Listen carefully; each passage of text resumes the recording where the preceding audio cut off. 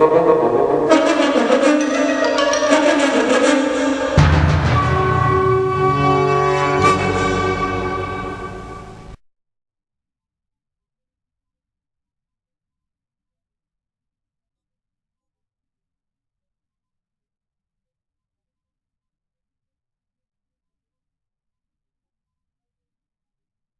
you need help, all you have to do is ask. And this, dear player, is the place to do exactly that.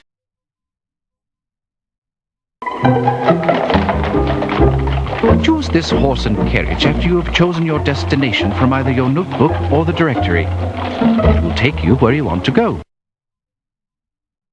When you believe you have directed Holmes to all of the right and proper places, and you have enough information to name the murderer and the motive, choose this icon. The Baker Street Irregulars are an untidy bunch of young street boys who happen to be on the proper side of the law. They have an undeniable knack for bringing back priceless bits of information in a fraction of the time it would take Holmes or myself. When you want to summons them, first choose the destination from your notebook or the directory, then choose the Irregulars. In no time at all, they will return with whatever details they were able to unearth. Choosing this icon puts a notebook at your fingertips. I believe you'll find that your notebook is your greatest detective tool. Use it to keep track of names and places that you believe you might want to investigate. When you do decide upon a person to question or a place to research, first go to your notebook, choose the appropriate name, then choose the horse and carriage. You will be off and running.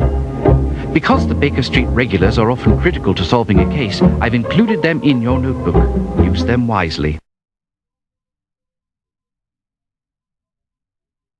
This gives you access to the London directory. In it, you will find everyone you need to query in your attempt to solve these cases. The directory is also the source for your notebook. Simply choose a name or place in the directory and drag it over into your notebook for easy reference. You may also use the directory much like your notebook. First, choose your intended destination, then choose the horse and carriage, and you'll have another way to get from one place to the next. Mr. Holmes' files provide a wealth of information that he has been collecting over the years. Some of it is quite pertinent to the various cases, and some of it offers simply a fascinating and informative sidelight. When you want to access the files, first choose the destination from your notebook or the directory, then choose here when you want to see what relevant information Holmes might already have at hand. What he found in the Thames, read it in the Times. Holmes has always claimed that the newspaper is a treasure of information when one can read between the lines. When you are ready to consult the Times, you may of course have a look at your paper copy or simply choose here for a close-up view. If you need help, all you have to do is ask. And this, dear player, is the place to do exactly that.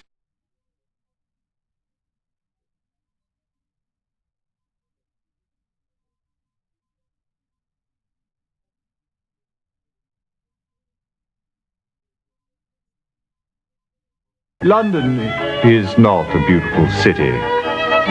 Under the soot that covers its buildings is a teeming mass of 4 million souls trying to survive, mostly off of each other. We see it in the paper every day. Thankfully, we have the London Times to keep us informed of all these troubling activities with an unbiased eye and razor-sharp accuracy. We find this publication to be of invaluable assistance in our investigations, and I'm sure you will as well. Among the forces of evil which run rampant in this city, there are also, thankfully, two groups of individuals who will aid us in our cause.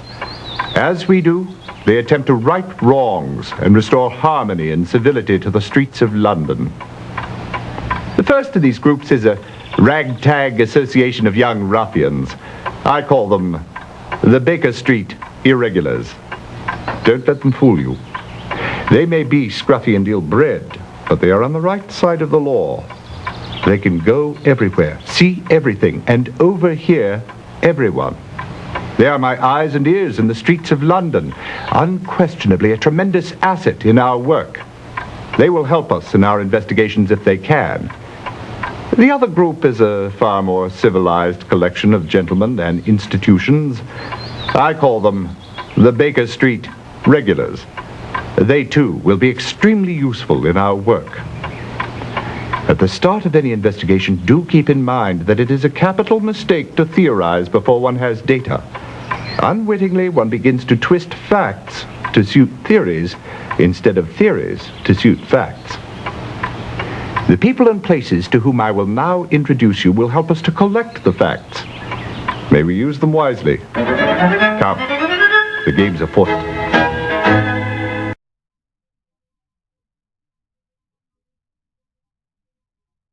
London is invaluable assistance in our inventions of Shelley. Among the which in this false groups who will we do attempt to wrong-hearted London. The first a tang of young them, the big peace rare on the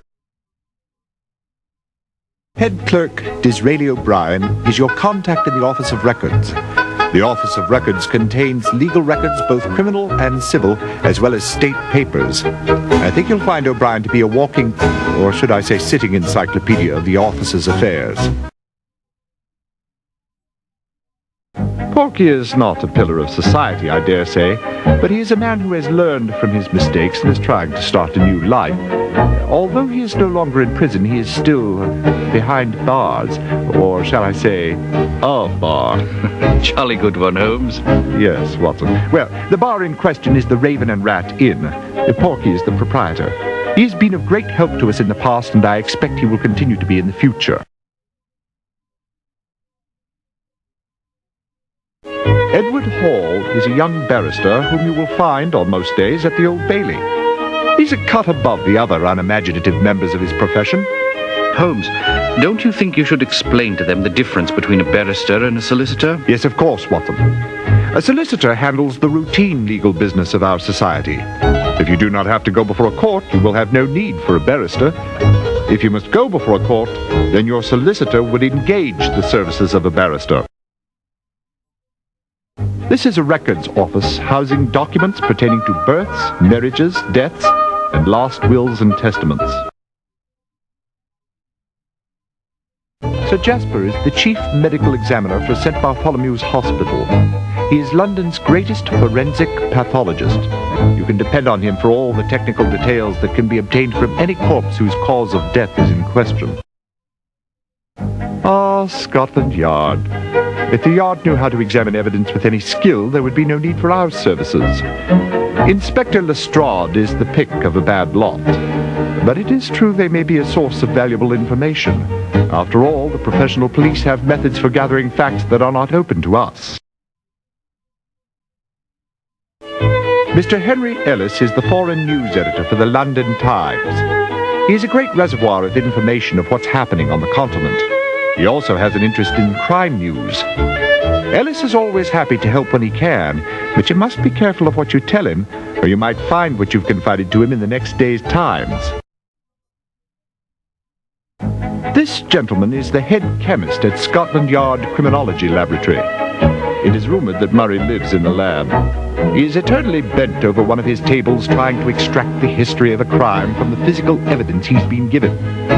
You can learn much from old HR if you can follow the twists and jumps of his thinking.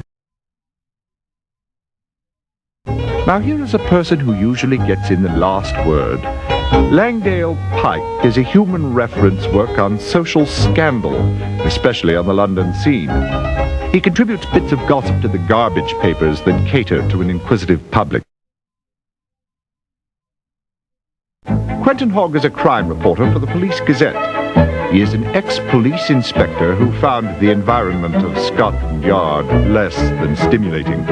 He has a strong deductive mind and is a very good resource. If I can't find something in my own files, I go and examine the overflowing shelves of the great London Library. It is a wealth of information.